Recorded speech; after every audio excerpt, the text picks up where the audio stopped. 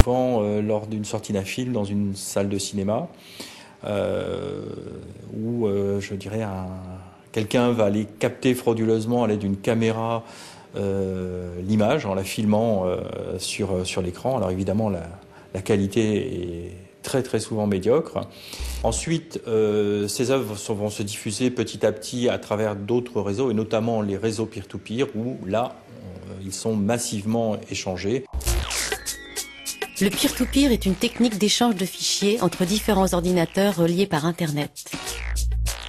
En 1999, un petit chat, le logiciel Napster, va populariser le peer-to-peer. C'est le début du téléchargement illégal.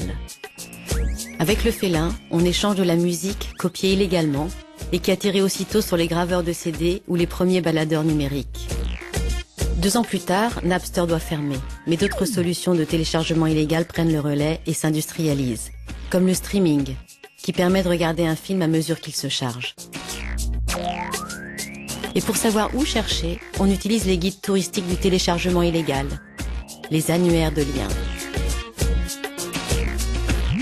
Ensuite, au niveau des annuaires de liens, c'est-à-dire ces sites qui facilitent l'accès au contenu illicite par du téléchargement via les réseaux peer-to-peer ou autres, là, ils récupèrent beaucoup d'argent, notamment sur les bannières publicitaires, ou en orientant les internautes qui viennent sur leur site vers des contenus payants, et ces contenus d'ailleurs sont souvent pornographiques.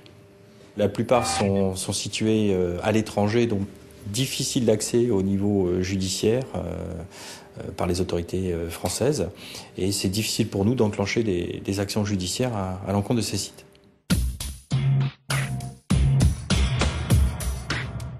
L'ALPA a dans son collimateur Vincent Valade, 24 ans, créateur d'Emule Paradise. Entre 2004 et 2005, le web français se pressait sur cet annuaire de liens peer-to-peer. Autodidacte, l'ado déscolarisé et sans revenu trouve à l'époque une reconnaissance inattendue sur la toile. Mais il est victime du succès de son site, qui nécessite une maintenance coûteuse. Il décide alors d'y mettre de la publicité. L'expérience potache et altruiste s'est industrialisée et fait de Vincent un professionnel du téléchargement illégal. Son hobby est devenu un métier.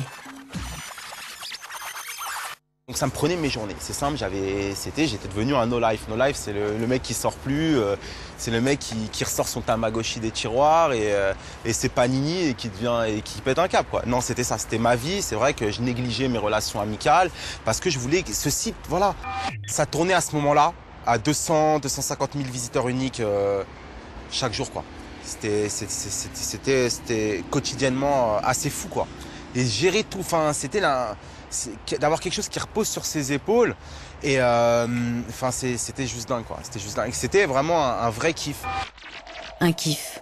Mais son activité est avérée illicite par la brigade d'enquête sur les fraudes aux technologies de l'information, qui lui demande à plusieurs reprises de fermer son site.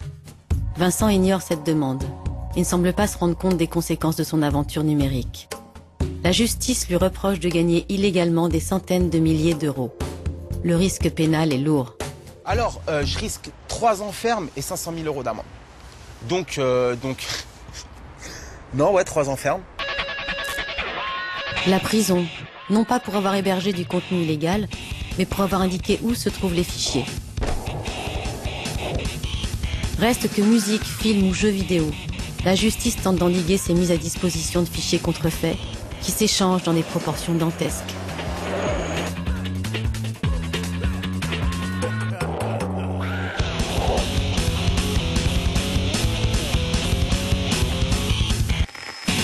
C'est très difficile pour nous de quantifier ce qui se passe vraiment sur les réseaux. Nous avions tenté il y a maintenant un peu plus de 2 ans de le faire à travers des statistiques sur les réseaux peer-to-peer, et les chiffres que nous avions obtenus étaient absolument effarants, puisque nous avions un chiffre de plus de 400 000 fichiers correspondant à des films qui étaient téléchargés via les réseaux peer-to-peer en France. Donc c'est un chiffre colossal. Les gens changent leur comportement, s'habituent à consommer de la mauvaise qualité sur des petits écrans, et peuvent oublier ou oublient que, notamment pour les films, eh bien, c'est pas comme ça qu'on consomme un film. Un film, c'est d'abord la salle, qui est quand même un lieu où naît l'émotion pour une œuvre. Des gens bien comme il faut vous diront que si vous copiez des musiques sur Internet, vous volez. C'est faux à plusieurs titres. D'un point de vue technologique, vous ne volez pas puisque les données que vous copiez n'ont pas bougé. Elles n'ont pas disparu, elles n'ont pas été volées. Elles sont toujours là. Secondo, d'un point de vue culturel, les œuvres mises en ligne circulent, ce qui contribue au rayonnement de leurs auteurs. Je vous rappelle que quand vous piratez, bon, vous allez me dire c'est un discours convenu, etc., mais enfin c'est quand même la réalité. Pour faire un jeu, il y a quand même des gens qui mettent de l'argent, il y a des gens qui développent, donc qui passent du temps, qui sont payés pour ça, et le jeu, il n'arrive pas par hasard. Si vous détruisez la valeur du système, un jour ou l'autre, quand même, vous aurez un peu moins de contenu, ou en tout cas un peu moins de contenu de valeur, parce qu'on va prendre moins de risques. On va se dire, puisque c'est piraté, on va pas mettre, je sais pas, pour faire un gros jeu aujourd'hui sur PlayStation, c'est plus de 20 millions d'euros, c'est sous 50 ou plus. There was chaos. Our victory brought order to the land. Prosperity to mankind. Now, that order is threatened. The sacred halls of Olympus have been breached. Brothers, in the end, he will suffer. In the end, we will triumph. In the end, there will be only chaos. Vous, c'est votre argent. Si vous êtes l'actionnaire de l'affaire, vous mettez vos 50 millions, sachant qu'on va essayer de vous pirater le jeu et que vous n'allez pas pouvoir le vendre. Le coup d'après, vous allez dire, je vais peut-être pas en mettre 50, je vais en mettre 5 ou je vais mettre 500 000 sur la table pour voir ce qui se passe. C'est un peu notre raisonnement.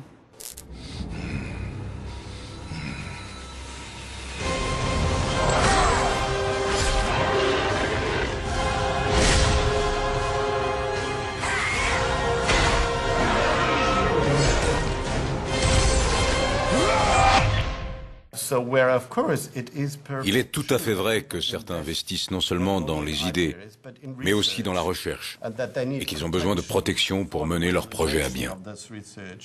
Ils ont besoin de retour sur investissement, récupérer cet argent dépensé.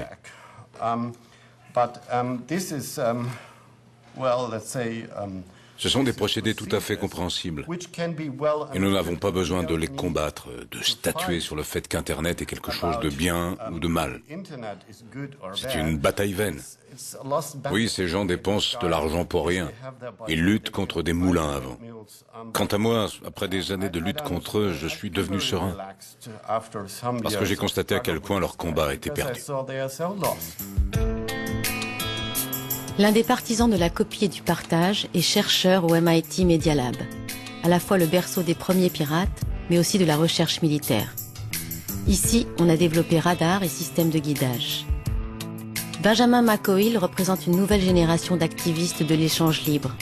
Inspiré par l'anarchiste français Pierre-Joseph Proudhon et sa maxime « La propriété, c'est le vol », il a participé au développement de l'encyclopédie Wikipédia.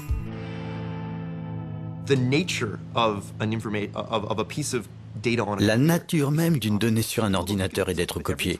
Les utilisateurs n'en sont pas toujours conscients, mais chaque fois que vous utilisez un logiciel, vous en faites automatiquement une copie du disque dur vers la mémoire de l'ordinateur.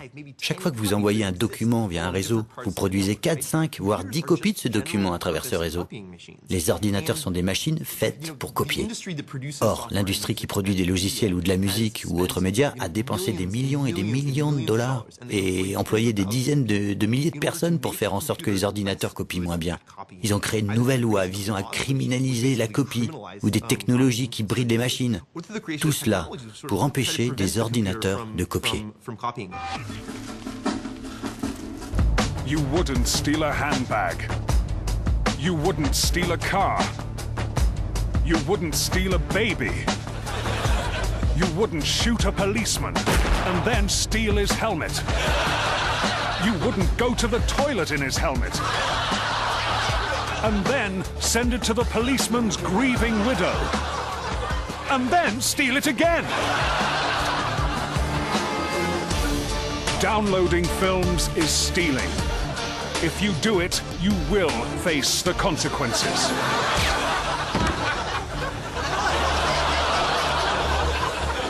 Man, these anti-piracy ads are getting really mean. I think we're sitting too close to the screen, and the floor's all sticky over here. All right. Okay, let's move back then.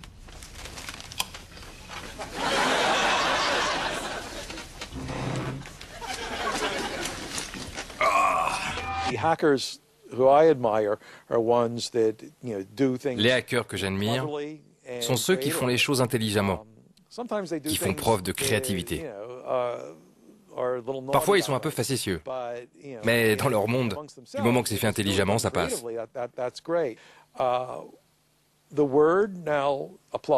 Or, le mot hacker s'applique de plus en plus à des gens qui ont un degré zéro de créativité. Ils ne font que suivre des protocoles et apprendre des techniques pour exploiter les points faibles qu'ils peuvent trouver dans certains systèmes pour s'y introduire. Entre les premiers téléchargements de Napster et les lois de l'Adopi, seulement 10 ans se sont écoulés. Le piratage est devenu l'ennemi public, mais les vertus du bidouillage n'ont pas disparu. Elles inspirent de nouveaux talents.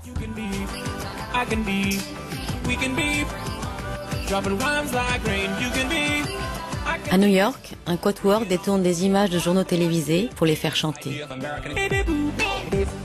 Piratage ou contrefaçon numérique, c'est à Brooklyn que nous avons retrouvé les Gregory Brothers.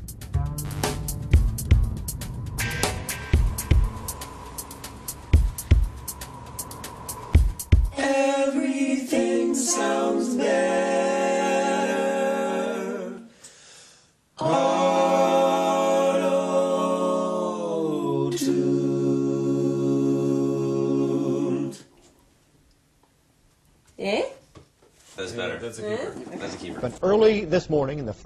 Autotune, c'est le logiciel qui permet à tout le monde de devenir chanteur. De Britney Spears à Kanye West. Les Grégoristes s'en servent pour transformer des interviews, comme celle d'Antoine Dodson, propulsé superstar après un passage au journal.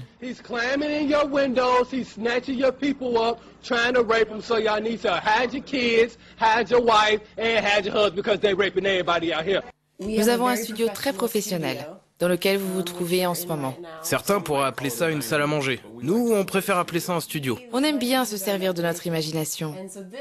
Vous voyez cet écran vert ?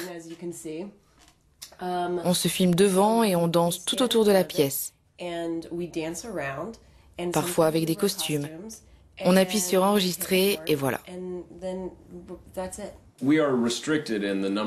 On est limité dans le nombre d'employés que nous pouvons embarquer avec nous, parce que c'est une boîte familiale.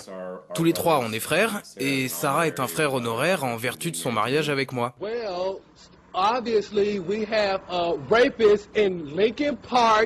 He's climbing in your windows, he's snatching your people up, trying to rape them, so y'all need to hide your kids, hide your wife, hide your kids, hide your wife, hide your kids, hide your wife, and hide your husband, because they're raping everybody out here. Very early on. Dès que l'on a mis notre vidéo en ligne, nos fans ont fait tout un cirque pour pouvoir acheter la chanson.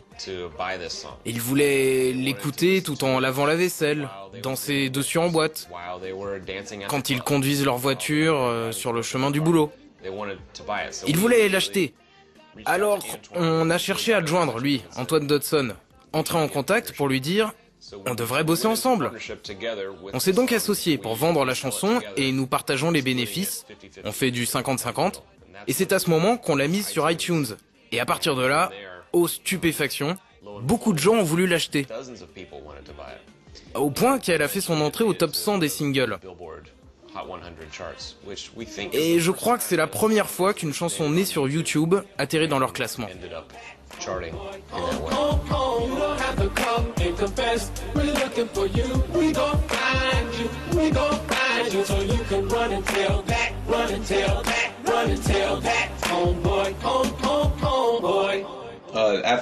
Après des années d'études en école de droit, j'ai la conviction que tout ce que nous faisons tombe dans le cadre du fair use. Fair use, en droit américain, c'est la possibilité du non-respect du droit d'auteur quand c'est dans l'intérêt de la création artistique. Tout ce que nous faisons tombe dans le cadre du fair use. Nous n'avons jamais eu de problème avec personne. Rien de ce que nous faisons n'est mal intentionné, et ça reste bon enfant, tout le monde se marre. Et ça rapporte rien. Et grâce à nous, ces gens réalisent qu'ils entament une carrière et deviennent des superstars. That's a whole rainbow now. Double rainbow all the way across the sky. So intense. L'origine de ce tube qui dépasse les 20 millions de visionnages, c'est la vidéo d'un campeur surexcité qui s'extasie devant un double arc-en-ciel.